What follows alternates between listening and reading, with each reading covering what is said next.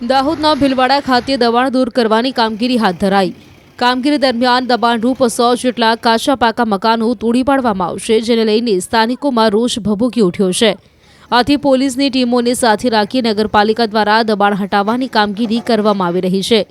તંત્રનો દાવો છે કે 1 મહિના પહેલા જ સંબંધિત લોકોને નોટિસ આપવામાં આવી હતી, જો કે સ્થાનિકોના દાવા પ્રમાણે તેઓને 10 મિનિટ પહેલા જ દબાણ હટાવવાના છે તેવી જાણ કરાઈ છે।